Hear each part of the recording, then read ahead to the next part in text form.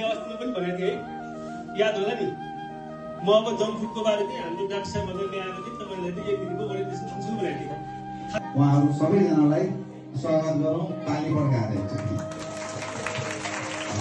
यहाँलाई स्वागत छ म्याक्स प्राइभेट लिमिटेड विगत 2075 सालदेखि स्वास्थ्य क्षेत्रमा काम गर्दै आइरहेको छ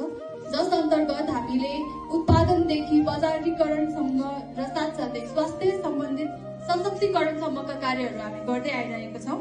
एमबाट मोनो एसबाट सोडियम सीबाट ग्लुटामेट मोनो सोडियम ग्लुटामेट अनि यस्ता क्यान्सर गराउने चिज हामी खाइरहेछौँ अहिले स्वास्थ्य क्षेत्र नै अस्वस्थ छ तर यो अस्वस्थ क्षेत्रलाई नै हामी स्वस्थ बनाउनको लागि अब हामी जराबाट जानुपर्छ मूलबाट जानुपर्छ अनि मात्रै परिवर्तन सम्भव छ भन्ने हाम्रो धारणा छ कार्यक्रमले गर्दाखेरि चाहिँ हामीलाई यो विद्यालयलाई सजिलो भएको छ जङ्क फुड सकभर अब कालीदेवीबाट हट्छ भन्ने म विश्वस्त छु त्यसको लागि फेरि पनि मेडम्याक्सलाई र हाम्रो इईसीलाई चाहिँ धन्यवाद दिन चाहन्छु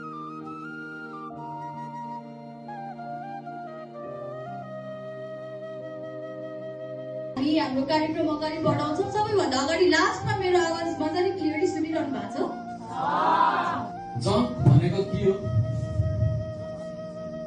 जङ्क भनेको के हो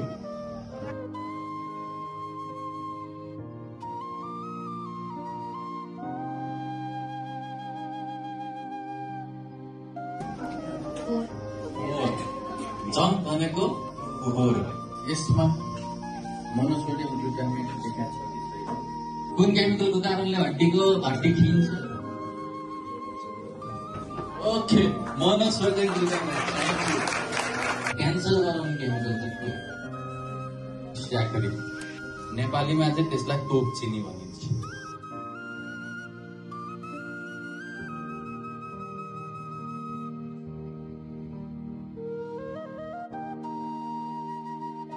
सन्तुलनमा राख्नको लागि के खानेकुराहरू खानुपर्छ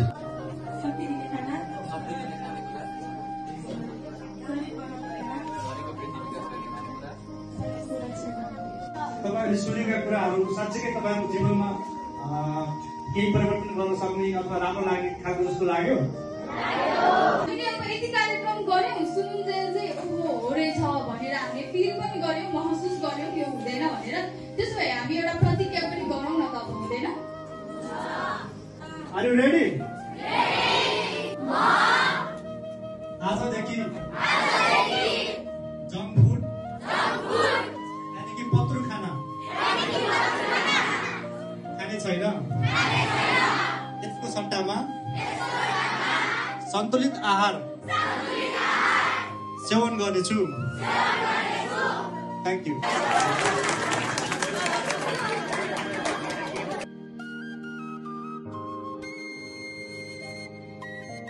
र पहिलो लकी विनर हुनुहुन्छ अश्विन रेग्मी